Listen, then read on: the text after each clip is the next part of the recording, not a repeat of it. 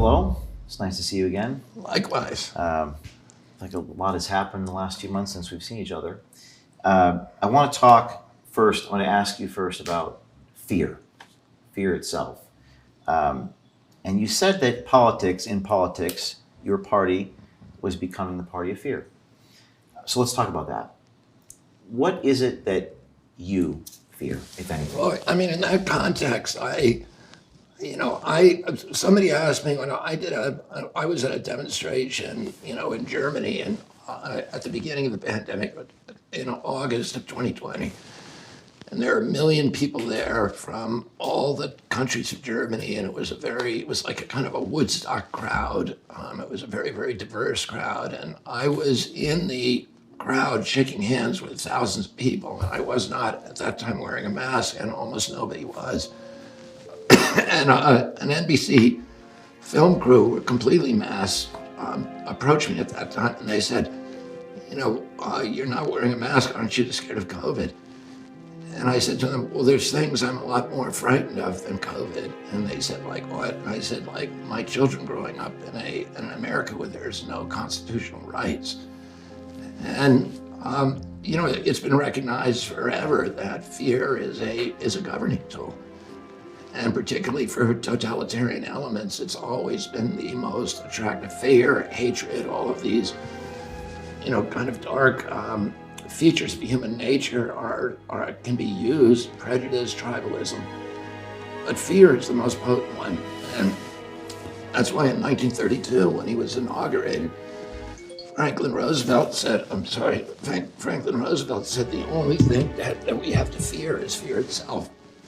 And the reason he said that was because at that moment in history, the global depression, this was long before World War II, the global depression was crumbling financial systems and societies across the world. And in Europe, there were fascist regimes that were using fear to abolish constitutional and civil rights. So you had in Spain and Germany and Italy, you had the rise of corporatism and fascism, and in Eastern Europe, you had left-wing totalitarian regimes also using fear.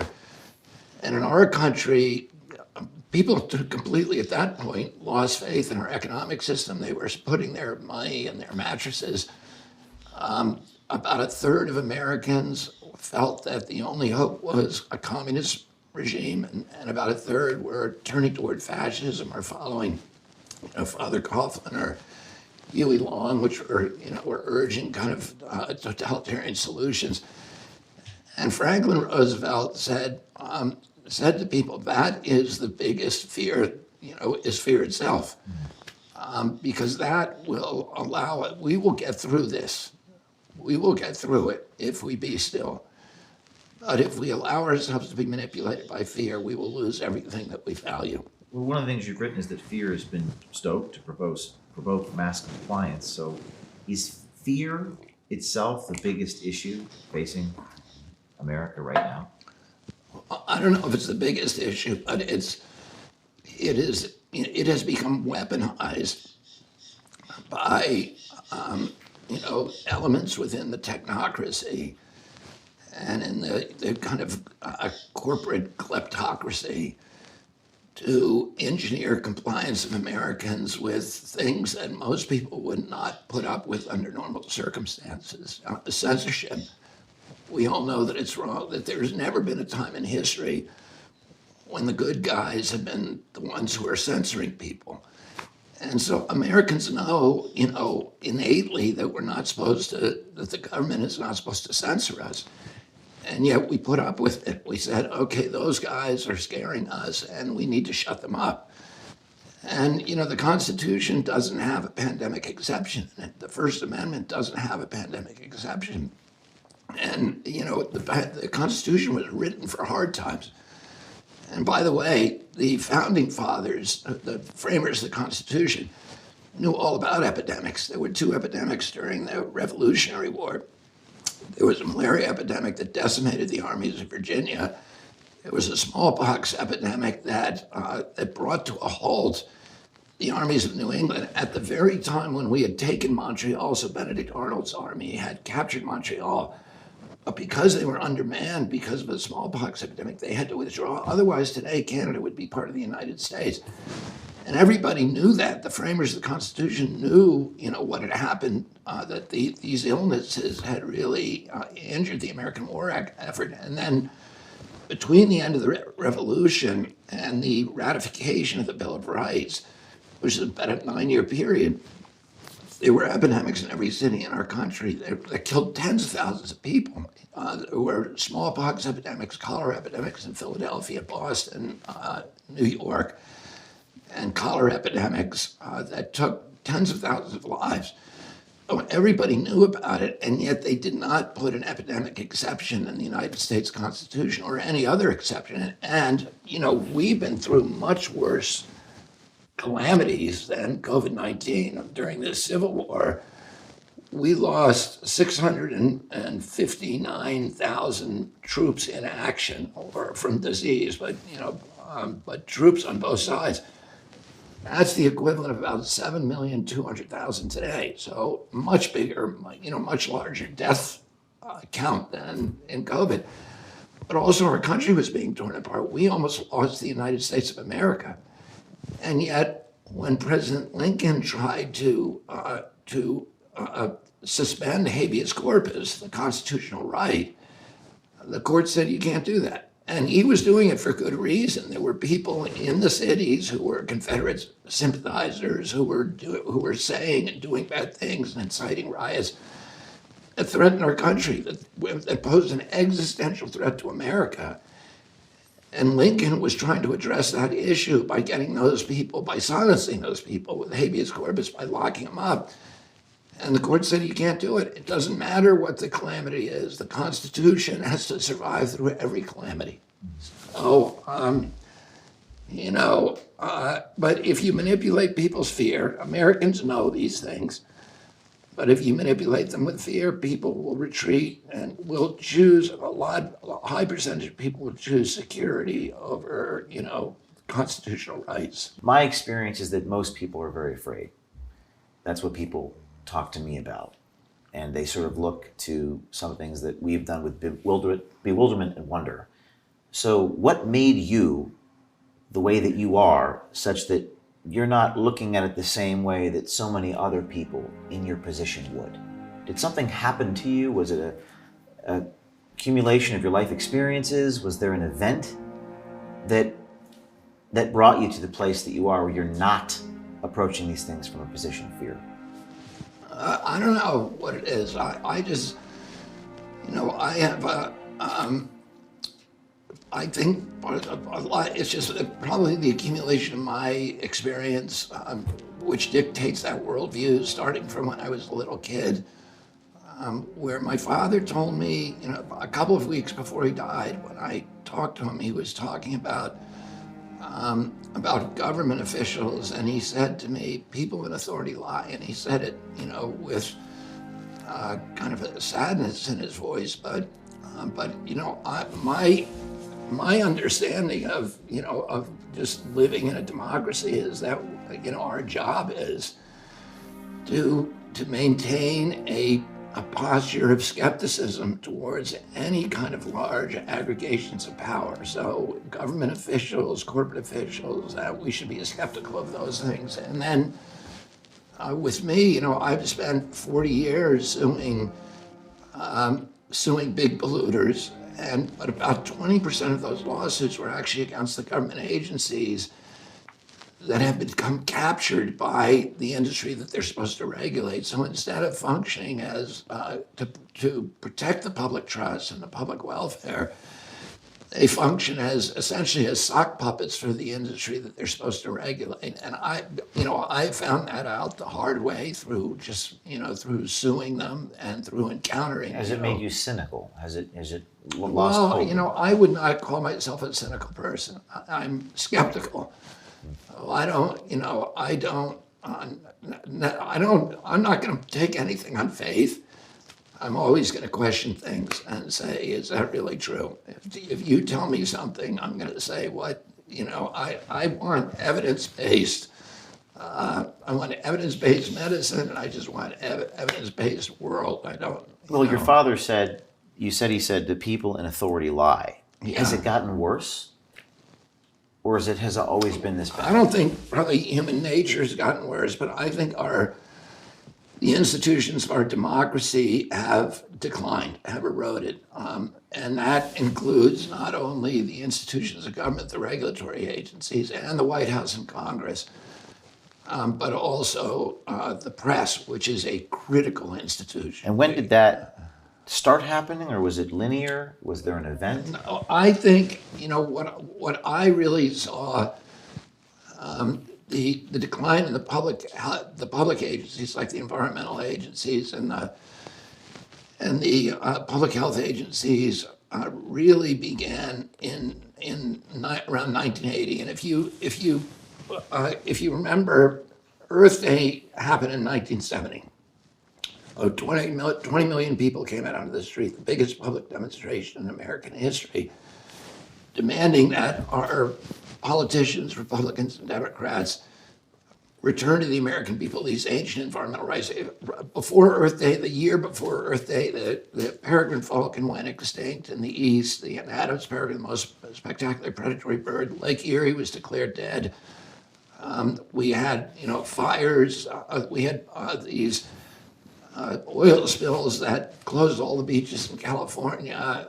The Hudson River or the Cuyahoga River that year in '69 caught fire and burned with flames that were 8 stories high, and nobody could put it out. And people were, this accumulation of environmental insults drove 20 million people out onto the streets. It was the biggest demonstration in American history, and it scared the political system. Republicans and Democrats got together. Richard Nixon was then president. He created EPA, signed the Clean Air Act, signed the Clean Water Act, and then we passed over the next 11 years 28 major statutes going right up to 1980, the Endangered Species Act, CERCLA, RCRA, all these environmental safe drinking water.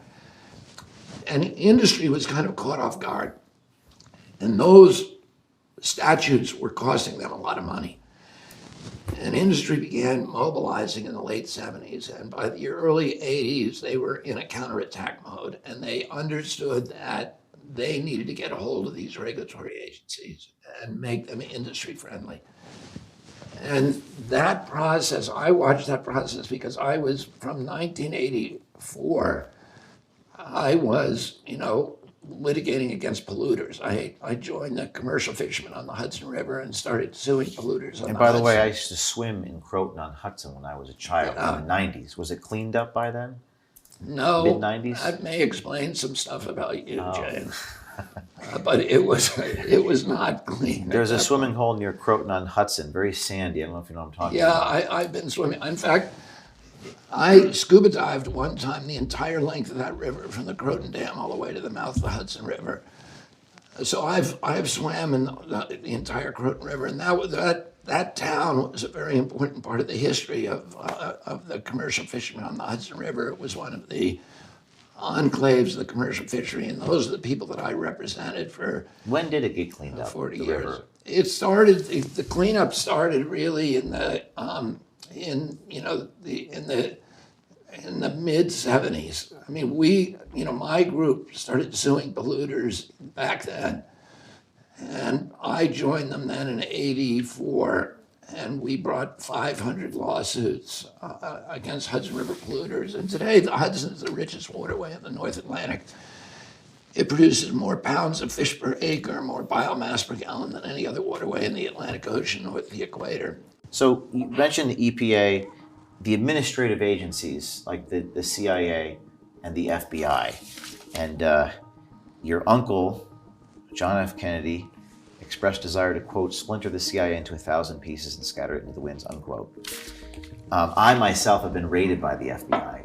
I'm one of the few, if not the only journalist in American history to be raided by FBI agents who took my and my colleagues' journalist notes, and the ACLU came to my defense, which is, I think, a good thing. But in terms of these agencies, Going back to my question about was it always this bad? J. Edgar Hoover was the head of the FBI 50 years ago, 60 years ago. Was it worse back then? Is it as bad? Is it getting worse now? How would you compare present day to when your uncle was president? You mean with the enforcement agencies? Yes.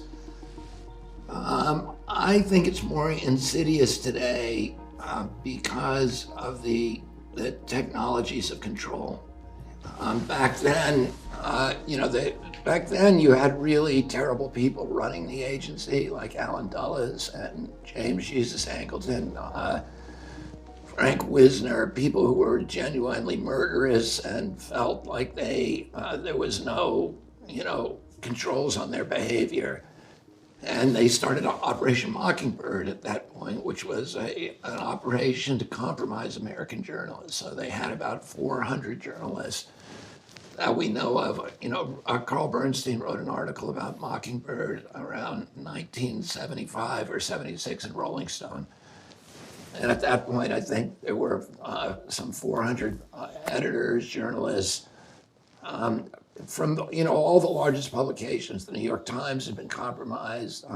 The Washington Post was basically. What do you mean by compromised for people who? Well, they were functioning. The high-level people at those journals were working for the agency or had signed secrecy agreements with those agencies, with the CIA. And at CBS, ABC, NBC, high-level journalists. So today, today that's going on.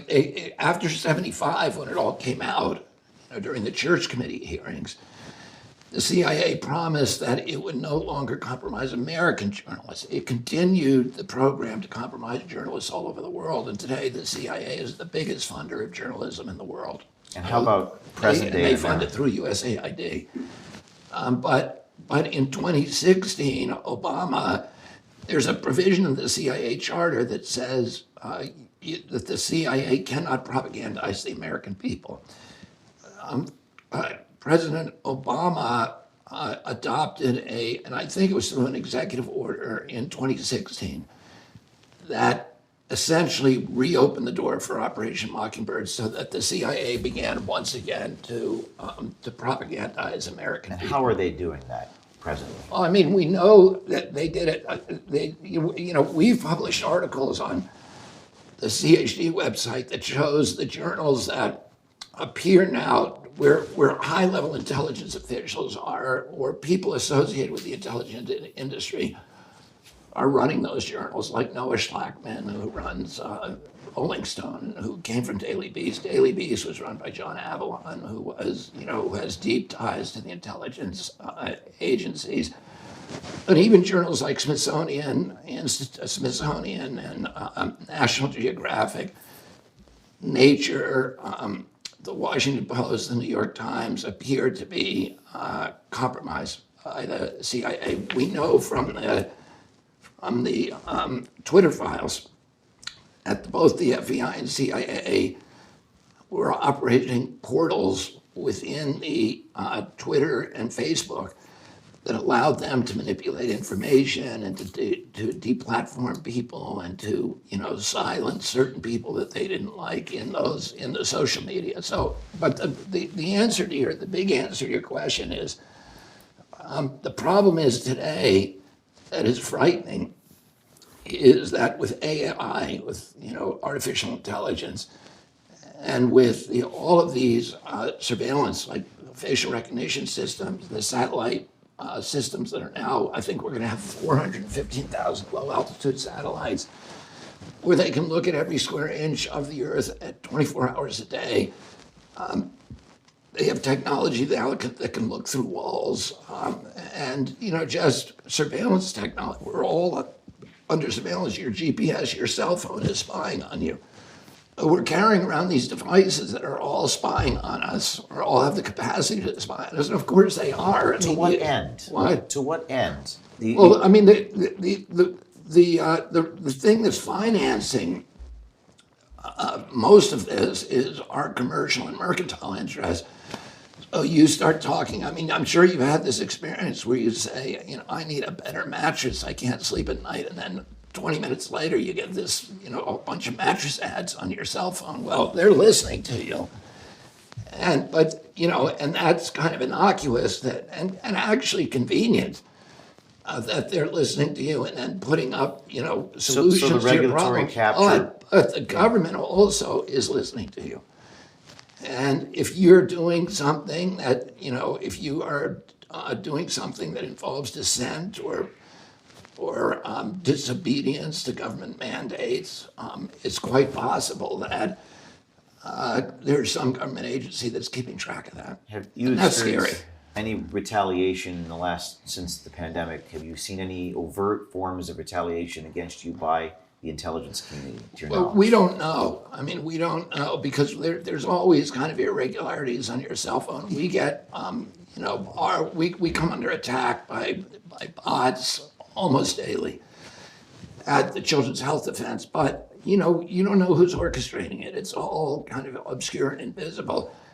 But here's what we do know is that the British intelligence agency, MI5, said publicly that they are treating people who are vaccine dissidents as terrorists. So they're going to MI5 made an announcement that they were going to release their cyber warfare techniques that were designed for controlling terrorism on people who were what they called anti-vax in foreign countries. Now, the CIA technically is not supposed to be spying on Americans in America. But the way that they get around that is they use the Five Eyes, which are the intelligence agencies from our top allied countries, to do the spying, and then they share the information with the CIA. So that's one way they can do it. The commercial capture to help you sell a mattress is one thing. Gathering all this information, is it just for information for its own sake? Who are these people beholden to? What is their ultimate MO? Well, the thing they may not have any. They may just, there may be no sinister motive at this moment in history. The problem is that once you put that power, once you give that power to a government, it will, and this is a solid rule, any power that the government has, it will also ultimately abuse to the maximum extent possible. And it will never give back voluntarily. And, the last rule is that nobody ever complied their way out of totalitarianism. So we're all going along with it. And we don't know. And if Edward Snowden had not come out, we would not know that any of this was going on, that our telephone calls are all being monitored, that our text messages and emails are all being monitored and stored in these big data centers in Utah, and that there's nothing that you do that is private anymore. And until that moment, Americans assumed that the government was not spying on them. So now the question is, they may not be doing anything bad with it now, but if at any moment that could change. Well, there's probably more Ed Snowdens out there. I think that you also said that 90% of the people in these agencies are likely good people. I've said something similar. Probably most of the people are good people, but they're stuck in the system. You also said that in the 3 years since the pandemic, you write in the book that I reread this past week about Anthony Fauci, you said that Americans have had this naive idealism that makes them reluctant to believe that their government's COVID policies were grotesquely ill-conceived. I feel like people are waking up. That's from my position. Do you think people are becoming less naive since the pandemic, that they're being shaken awake? I think there's more skepticism particularly about the medical agencies, the public health agencies. That CDC lost a lot of credibility. Which is good because CDC doesn't deserve the credibility at this point. People should be skeptical, and we need to be skeptical to protect ourselves and our children. It's bad overall because, we really should be strengthening democratic institutions and strengthening public faith in democratic institutions. But the way you do that is by making those institutions trustworthy. not by lying to people. So, and until that happens, it's good for people to exercise skepticism and mistrust. When I reread the Fauci book, I couldn't understand how a man like that was so effective. It doesn't strike me as a particularly charismatic guy. Maybe he's charismatic behind it. But where does he get the source of so much power and Fauci Listen, resiliently going through all those things? there's so many famous scientists at CDC, like William Thompson, at NIH, like Bernice Eddy, one of the most famous scientists, female scientists in American history, who discovered that there was a carcinogenic virus in the polio vaccines, a virus called SV40, simian virus 40. That was given to 100 million American kids of our generation, my generation, which now has 10 times the soft cancer rate of the previous generation. So we were given and she exposed it. And she was punished by that and essentially forced out of the agency. It's really a national scandal what happened to her. John Anthony Morris, the same thing with him. He revealed problems with the flu vaccine and he was driven out of the agency. There are and they, the locks are changed on their doors. They're forced out of their laboratories. Their telephones are taken away. This is what happens to people who interfere with the mercantile ambitions of the agencies of the corporations and industries that those corporations regulate.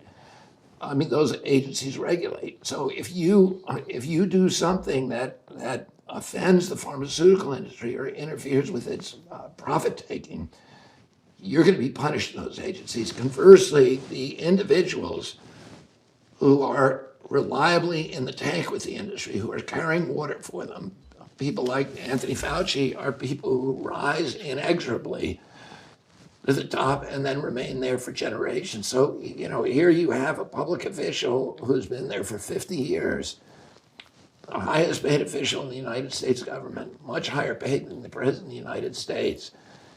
And he's there for one reason, because he knows how to serve agency ambition. He's taken that agency that was the gold standard for scientific research and essentially abandoned the mission of trying to figure out why are Americans so sick, and adopted instead a new mission, which is to develop, to be an incubator for pharmaceutical drugs for the agency. And when it develops those drugs at NIH and then farms them out to a pharma company, it gets to collect royalties. So NIH is collecting billions of dollars on the Moderna vaccine, which they developed. And people who work for Tony Fauci, 4 to 6 individuals who work for him, have march-in rights for those patents, so that they will collect now $150,000 a year for life, and their children and heirs will collect that money as long as that vaccine is being sold. Oh, you have an agency where that has these commercial benefits that have overwhelmed their regulatory functions. And if you're going to get $150,000 a year for life, and you're the regulator, do you think you're really going to be regulating, or are you going to be promoting? They are promoters of pharmaceutical drugs. They're not regulators anymore. We saw that with a story we did on a guy named Christopher Cole, who was an FDA official, who said precisely that. And the media is supposed to be skeptical. I don't remember as a child, I grew up in the 90s, I don't remember if I saw it on television, but maybe you could tell me when it started, with networks go to commercial break and it says, brought to you by Pfizer. Has that been happening for decades? Well, a big change happened, James, in 1997, when FDA changed its policy and allowed direct-to-consumer advertising by pharmaceutical companies on TV. That was not allowed before. There are only 2 countries in the world that allowed direct-to-consumer advertising on TV by pharmaceutical companies. That's New Zealand and the United States, and it's one of the reasons we take 3 to 4 times the pharmaceutical drugs as any other nation. Americans on average are taking 4 pharmaceutical drugs, and Europeans are taking 1 or none. And we are the sickest population in the world. We have the highest chronic disease rate. We spend more on healthcare. We've spent $4.3 What trillion changed in on 97? healthcare. 97. What was the reason? 97. Well, 97. FDA had been captured by the agency, by the industry, and so and it changed the rule. And now, I had this experience with Roger Ailes one time, who was the founder of Fox News. And I knew Roger. When I was 19 years old, I had this odd relationship with him, where I spent 3 months in a tent with him in Africa. And he had just come off the Nixon campaign and the Merv Griffin show. He was a producer at that time. It was before he started Fox News. And we spent the summer together shooting this movie over there, or the TV show over there. And we became friends. And he was he was a very brilliant guy. He was very witty and funny. And he was a very loyal friend. So when he started Fox News, and I started seeing him as a kind of Darth Vader, that he was, that he was just destroying so much of the things that I cared about and about American culture. And I felt antithetical to all the things that he believed in, but we maintained a friendship. And he would put me on. I was the only environmentalist who was going on Fox News regularly. So he would make Sean Hannity put me on, and Neil Cavuto and Bill O'Reilly, and I was on Fox News all the time talking to their audience about environmental issues. And I went in 2014. Roger had a family member who had been vaccine injured, and and at that point I was working on a documentary. We'd co-produced a documentary about the links between vaccination and neurological injuries.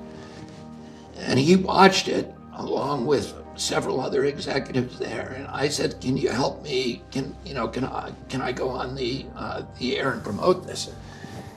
And he brought me into his office and he said, "I can't do this for you." And he said, "This is like a red line for us." He said, on average, 75% of the advertising revenues and the nightly news come from pharmaceutical companies. He said, on average, there's 22 advertising slots on the nightly news, and 17 of those are pharmaceutical companies. And he said, if one of my hosts, like Cavuto or Sean, allowed you on to talk about this issue, I would have to fire them. And if I didn't, I would get a call from Rupert Murdoch within 10 minutes. So that kind of opened my eyes about, the impossibility. Then I had many, many other experiences like that, where TV hosts would do. Jake Tapper I did in 2005 a Rolling Stone piece on mercury and vaccines, and Jake Tapper worked with me for 3 weeks shooting an exclusive documentary on this secret meeting that between CDC and all the pharmaceutical agency, or the pharmaceutical producers and WHO, where they had done their own studies that showed that vaccines were causing the autism epidemic, and they had a meeting to try to hide it from the American people. It was called the Simpsonwood Conference, and I did an article, a prize-winning article in Rolling Stone. Jake Tapper did an accompanying documentary to, not a documentary, but a segment, a long segment to document, that I gave him an exclusive. The night before it ran, it was scheduled to run, which was the day the Rolling Stone article came out. He called me and he was completely discombobulated. And he said, corporate, meaning the corporate offices, just killed that story. They said, we can't run it. And he said, it's the first time corporate's ever interfered with my journalism, and I'm outraged. And then the next day I called him and he wouldn't answer the phone. And then they aired instead a segment that said that vaccines are safe. It was just a propaganda segment. So I saw this again and again, how the industry, by not only uses the news shows as a platform to promote its products, but it was now dictating content to those newsrooms. And one of the things is, James, is the evening news is the ideal audience for pharmaceutical products because, as you know, kids don't watch TV anymore. They don't watch the evening news. The people who are watching those news shows are people who are my age, and these are the people who are taking all the pharmaceutical drugs. They're sort of, they're senior citizens who are all hooked on pharmaceutical drugs. So that is where all the pharma ads are going. And so, that's why you see at the end of every news, brought to you by Pfizer, brought to you by Merck. And, what I've said is Anderson Cooper is getting $13 million a year salary. But if you actually look at the revenues, probably 70 or 80% of that is coming from Pfizer. And so who is he really working for? Is he working for the public interest? I don't think so. And it's not that Pfizer is, writing his scripts and dictating stuff, but he knows where the boundaries are, what he can and cannot say. And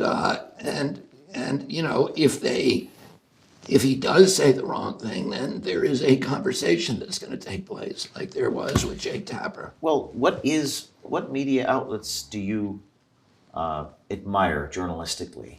Like Elon Musk's Twitter is an example of one where people are in the comments posting about Pfizer officials. When we did our story, people were finding out the name of the guy and where he worked, and it was sort of a citizen run. But is there any media institutions that you do respect or admire journalistically? Well, I would say the ones now that are, free of pharmaceutical, there's very few. And Which are they? Well, I would say Epic Times is one that, and by the way, I'm skeptical about any news source, so I double check everything. Where do you get your news? I get it from a lot of different sources, and I'm on a lot of different listservs, and I read the scientific journals, and I read critical assessments of those journals, and so I'm on my cell phone for a couple of hours a day. So you have to read between the lines. Yeah, I read between the lines, but I'm used to that because my job is about reading science critically. I sue people. I sue all my lawsuits. Almost without exception, involve scientific controversies. So when I sue Monsanto, there's a bunch of peer-reviewed publications that say that glyphosate, which is in the Roundup, causes kidney cancer and non-Hodgkin's lymphoma. And then there are some studies on the other side that say, oh, we didn't find it. And when we went to court against Monsanto, I tried 3 cases against them. They had the top scientists in the world from Stanford, from Yale, from Harvard, coming in and saying glyphosate is safe, Roundup is safe. And then we had our own scientists from Harvard, Stanford, and Yale saying, no, it isn't. So that's why, when somebody says to me, trust the experts, I'm like, which expert? Because there's always experts on both sides. And, that's not science. And what the experts say is not science. What Tony Fauci says is not science. The CDC says is not science. Science is what you read in PubMed, in peer-reviewed publications, and even that you have to read critically because those guys, a lot of them are on the take too. Debbie Bernal was one of 2 Pfizer officials that came to me, and she went public in March with me on a stage. And she communicated to me just how scared she was. There were vans outside of her home. She was terrified. Are you, going back to the fear issue, do you ever get scared that these government agencies, these pharmaceutical companies are going to try to physically harm you or the people that you care about? I don't get scared about it, and I don't worry about it, but I know I'm aware of it. I'm aware of that danger. But I'm not gonna worry about that stuff. And I feel like, this is my country, and I have a kind of a duty to fight that kind of stuff. There was a generation in this country in 1776 that put their lives on the line. A lot of them died and put their fortunes on the line and their property and their reputations, their livelihood, in order to give us the constitutional rights that we now take for granted. And Oh, and in 1 year, we saw so many of those constitutional rights just eviscerated, and we have to be willing to make the same kind of sacrifices they do. There's a lot worse things to me than dying, and one of those is having my kids grow up in America where they do not have the constitutional rights that I grew up with. A lot of people expressed to me that we're past the point of no return, that there's sort of hopelessness, and we're so divided in this country. You talked about this in your speech. You're announcing the president. How do you stop that division? I mean, I think that the way that you bring people together is by telling the truth to people and just being frank. And, my father succeeded in doing that, by being just brutally honest with people and telling people things they didn't want to know. My father, when he ran for president, had almost no chance of winning. He was going against an elected president of his own party. He had all of the institutions of the Democratic Party against him. He had the labor unions against him. He had the big city mayors, all of who had been with him 4 years earlier in 1960 when he ran his brother's campaign. He had the liberal media against him, including the New York Times, the Village Voice.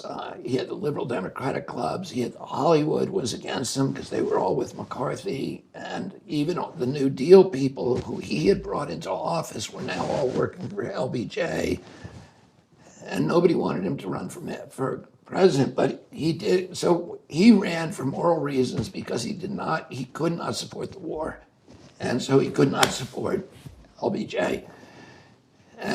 But it allowed him to tell the truth. It freed the hopelessness of his campaign, freed him, liberated him to tell the truth. And he kept telling people things they didn't want to hear. And then, the last day of his life, he won the South Dakota primary and the California primary, the most rural state in our country and the most urban state. And the people who lined the railroad tracks, when we took his body from New York to Washington, D.C., there was 2 million people on those tracks, and they were every color. It was a cross section of America. It was white, black. It was Catholics, priests, and rabbis, and nuns, and and military people and hippies. And so he was really able to unite the country by doing this experiment of just telling the truth to people. And I think, we need to do that, and we need to look for the values that we have in common rather than the issues that are driving us apart. You told Yahoo News a couple years ago that you went through a spiritual revolution. You said you struggle with addiction. Tell me what that revolution was. What do you mean when you say spiritual revolution? Well, I don't know if it was a revolution, that I call it a revolution. I had, like many people, a spiritual realignment. And that's really part of recovering from addiction. I mean, the whole 12-step program is based upon a sort of a structure for inducing a spiritual awakening or a spiritual realignment. Bill Wilson, who was the founder of AA, had a correspondence with Carl Jung, and Carl Jung had treated thousands and thousands of alcoholics and said they were hopeless, that they could not recover. And when he was asked, has it ever happened, he said, only in rare cases where there's a complete spiritual realignment. And that's the only way that you can recover from alcoholism, that you can live, that you can live a sober life. And so Bill Wilson, through a lot of, through many, many kind of paths, discovered a method for inducing spiritual awakenings. And through going through the 12 steps, and then also by helping other alcoholics, which is part of that. How old were you when you... I got sober when I was 28. 28. Mm-hmm. Do you think you can actually pull this off? Do you think you can win? Are you an optimist? I do believe I can win, and our polling, our internal polling shows, is very, very What is it right optimistic. now, as of this week? Well, our internal polling shows me beating Trump 8 points. Oh, I think because of my ability to attract independents and many Republicans, that I actually have probably a better chance of winning the election than any other Democratic candidate. And you would consider yourself an optimist, a Yeah. hopeful person. And, Yeah, and- I mean, I don't know if I consider myself an optimist, but I try not to go into too much optimism or pessimism. And, the way that I live my life is to not have expectations about the future. And I learned that, as an environmentalist, because when you're an environmentalist, if every victory that you have is temporary and every defeat you have is permanent, and you end up seeing a lot of stuff lost, which I did. You see places that were sacred and beautiful being destroyed. You see species disappearing. You just see things that are going wrong. So and it's a lot like of this too shall pass, sort of. well, a lot of environmentalists burn out because they get so crushed by these, and I just didn't want that to happen. So I said, I'm going to focus on my own conduct, and I really don't have any control over anything except for this little piece of real estate inside my own shoes. And God's in charge of the results, but I have to do my part, which is to get up every morning and say, reporting for duty, sir, and then going out to the front lines and fighting the battle. And if we win or lose, that's in God's hands, but I don't have expectations. So if we lose, I'm going to treat it the same way as if we win. And that, if you don't have expectations, you don't get disappointed, and you can't be beaten, because no matter what happens, you're going to come back fighting. And that is what makes me relentless, because I don't have any expectations. No matter what they do to me, I'm going to get up and fight. Last question. When you become the president, if you become the president, you're now governing the administrative state. You're in charge of these agencies. What things will you do? What things can you control when you get into that position? I've spent 40 years studying these agencies. I have a PhD in how to unravel the corrupt corporate cultures that are dominating these agencies. When you litigate against the agency, you spend all your time thinking about how do they get this way? And who is it? There's so many good people who work here. Why are they working so dysfunctionally? And, I know the people in many of these agencies that have to be moved. I know how to change the corporate culture. And I'm really, in that little twilight zone before you fall asleep every night, I'm thinking about what I'm going to do in the first weeks when I get into office about fixing these agencies, one at a time. I don't, that's something I'm excited about. And you won't say what that is because you don't want to give your cards away. Show your cards to them. Well, I mean, I could actually sit down and give you details, but it would be Broadly a long speaking, conversation. yes. Well, all right. Well, thank you very much. To be continued, and wish you the best. Thank you very much, James. Thanks for having me.